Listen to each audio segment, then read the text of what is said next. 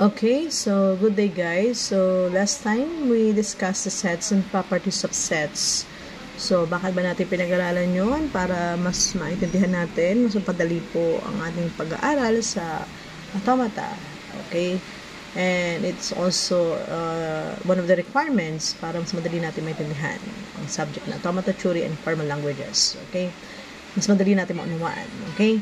So, ngayon, last time I gave you na some activities. Pinag-search ko kayo, pinag-copy ko kayo about the power sets, about the sigma power 0, about the symbols, the languages, and the examples po. Now, we're going to discuss the DFA or deterministic finite automata. We have here one example po, diagram. Okay? In this deterministic finite automata, okay, it is a simplest model of machine. So, meron limited lang po ang memory niya. It has one possible states lang po o possible na process na pupuntahan lang niya machine na ito. Okay?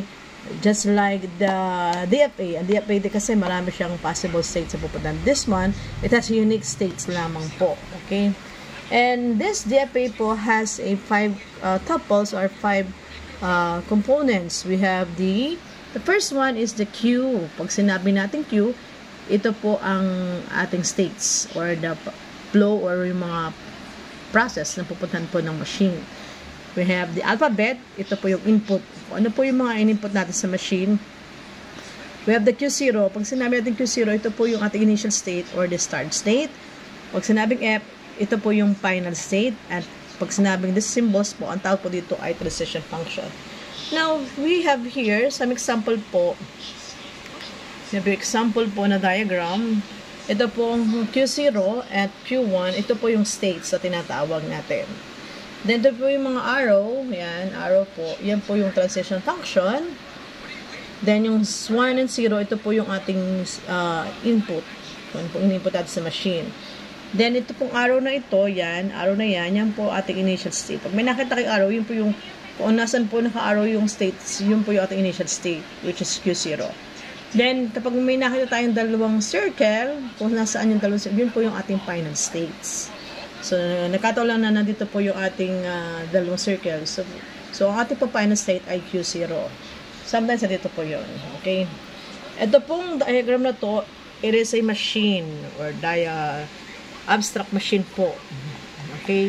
Tawag po sa machine na to ay DFA. Bakit? It has a unique states lang. Okay? It has a unique states. Isa lang po yung process na pupuntahan niya. So, let's answer po yung 5 components po or 5 tuples po ng DFA, deterministic finite automata. Now, how to get the Q?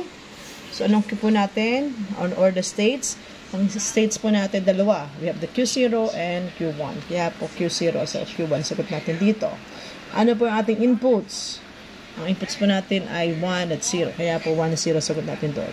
Ano po ating initial state or Q0? So, Q0 po natin or the initial state. Kung nasa ng arrow, ang sagot po natin ay Q0. Kaya po Q0 yun. Ano yung final state natin? Kung nandito po yung dalawang circle, yun po yung magiging ating final state. Since dito po, kaya po nakalagay po dito sa F or the final state ay Q0. How about the transition function? Paano i-solve ang transition function? So, ang transition function po, to get the transition function po, ito po yung flow ng machine. Okay, so we will just create a diagram or tables. So, lagyan natin sa upper portion po ng column po yung inputs. Then sa pinaka gilid po, kung ano po yung mga states yun. So, we have 2 states, kaya po dalawa yun, Q0 and Q1. Now, in this diagram, tingnan natin diagram. So, may input po siyang 0, ito po siyang 0, ang Q1, Q0 may input 0. So, ang Q0, may input na hinihingi natin 0. Saan ang puto niya? So, Q1. So, lalagay po natin dito ay Q1. Okay, Q1. Then, yung Q0, may input pong 1. So, nag-loop po yung machine sa sarili niya. So, nalagay po natin dito ay Q0. Okay. Then, dito naman sa Q1,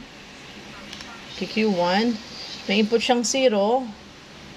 May input ang Q1, may input na 0. So, napunta sa Q0. So, ilalagay po natin ito ay Q0. 0. Yung Q1, may input na 0, pumunta siya sa Q0. So, in Q1, may input po siyang 1. Saan napunta niya? Nag-loop po yung machine sa sarili niya. Kaya po sagutan dito ay Q1. Okay. Yun po yung pagsagot po ng transition function sa DFA. Okay. Now, meron tayo ditong example. Okay.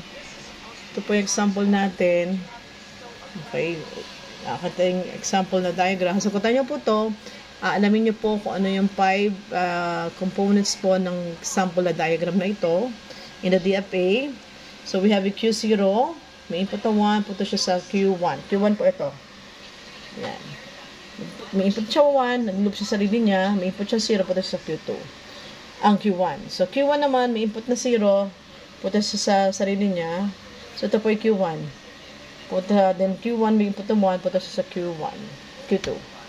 Then, ang Q2, may input na 0 and 1. Maglulog po siya sa sarili niya. Ulitin ko po, ito po yung Q1. Nagkabali lang po ko ng sulat. Okay? Alamin niyo po kung ano yung kanyang 5 components or formal description po ng diagram na ito. Then, second po, ito po, it has 1 state A, B, C, D, and E. Alamin niyo po yung 5 components po. Yun po. Yun po yung diagram. Ito po yung isa. Yun po. Okay. Thank you very much.